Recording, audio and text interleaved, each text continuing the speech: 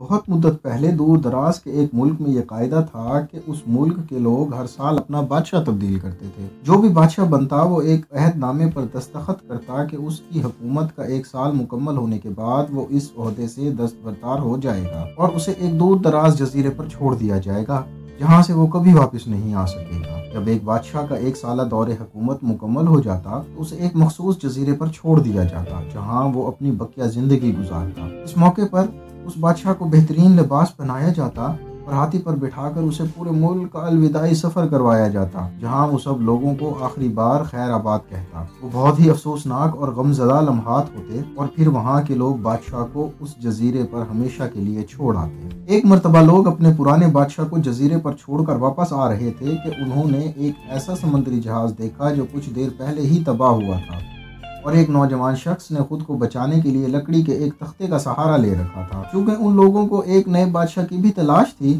لہٰذا انہوں نے اس نوجوان شخص کو اپنی کشتی میں بٹھا لیا اور اپنے ملک لے آئے اور اس سے 1 سال کی حکومت کرنے کی درخواست کی۔ پہلے تو وہ نوجوان نہ مانا، لیکن پھر وہ 1 سال کے لیے بادشاہ بننے پر رضامند ہو گیا۔ وہاں کے لوگوں نے اسے بادشاہت کے تمام اصول اور طریقے سمجھا دیے اور یہ بھی بتایا کہ 1 سال کے بعد وہ اسے فلاں مخصوص جزیرے پر چھوڑ آئیں گے۔ بادشاہت کے تیسرے دن ہی اس نوجوان بادشاہ نے اپنے وزیر سے کہا، مجھے وہ جگہ دکھائی جائے جہاں گزشتہ تمام بادشاہوں کو بھیجا گیا تھا۔ بادشاہ کی خواہش کا احترام کرتے ہوئے اسے وہ جزیرہ دکھانے کا اہتمام کیا گیا۔ وہ جزیرہ مکمل طور پر جنگل تھا اور جنگلی جانوروں سے بھرا ہوا تھا۔ ان جانوروں کی آوازیں جزیرے کے باہر تک سنائی دے رہی تھیں۔ بادشاہ جائزہ لینے کے لیے تھوڑا سا جنگل کے اندر گیا اور وہاں اس کے پچھلے تمام بادشاہوں کے ڈھانچے پڑے نظر آئے۔ وہ سمجھ گیا کہ بہت جلد اس کا بھی یہی حال ہوگا اور جنگلی جانور اس کو چیر پھاڑ کر کھا جائیں گے۔ ملک واپس پہنچ کر بادشاہ نے مضبوط و توانا جسم کے 100 مزدور اکٹھے کیے۔ ان سب کو اس جزیرے پر لے گیا اور حکم دیا کہ جنگل کو 1 ماہ میں مکمل طور پر صاف کر دیا جائے، تمام خطرناک جانوروں کو مار دیا جائے اور سب فالتو درخت کاٹ دیے جائیں۔ وہ ہر ماہ جزیرے کا دورہ کرتا اور کام کی نگرانی بھی خود کرتا۔ پہلے مہینے میں ہی تمام خطرناک جانوروں کو مار دیا گیا اور پھر بہت سے درخت بھی کاٹ دیے گئے۔ دوسرے ماہ تک جزیرہ مکمل طور پر صاف ہو چکا تھا۔ اب بادشاہ نے مزدوروں کو حکم دیا کہ جزیرے پر مختلف مقامات پر خوبصورت باغات تعمیر کیے جائیں اور اپنے ساتھ مختلف پالتو جانور مثلاً مرغیاں،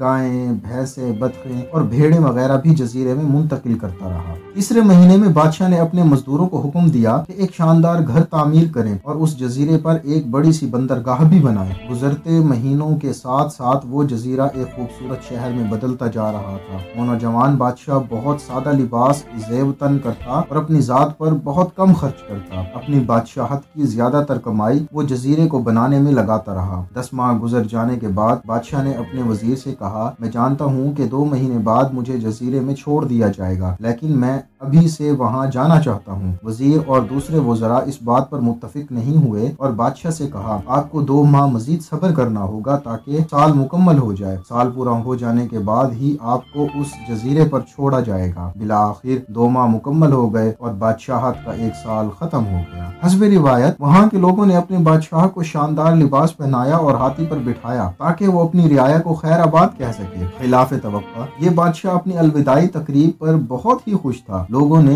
اس سے پوچھا، اس موقع پر تمام گزشتہ بادشاہ تو رو رہے تھے لیکن آپ ہنس رہے ہیں، آپ کے اس قدر خوش ہونے کی کیا وجہ ہے؟ تو اس نوجوان بادشاہ نے جواب دیا، تم لوگوں نے داناؤں کا وہ قول نہیں سنا، جب تم ایک چھوٹے بچے کی صورت میں اس دنیا میں آتے ہو تو تم رو رہے ہو اور باقی سب ہنس رہے ہیں۔ ایسی زندگی جیو کہ جب تم مرو تو تم ہنس رہے ہو اور باقی دنیا رو رہی ہو۔ میں نے ایسی ہی زندگی گزاری ہے۔ جس وقت تمام بادشاہ محل کی رنگینیوں میں کھوئے ہوئے ہوتے تھے تو میں اس وقت اپنے مستقبل کے بارے میں سوچتا تھا اور اس کے لیے لاہے عمل تیار کرتا تھا۔ میں نے اب اس جزیرے کو ایک ایسی خوبصورت قیام گاہ میں تبدیل کر دیا ہے جہاں اب میں اپنی باقی زندگی نہایت چین و آرام و سکون سے گزاروں گا۔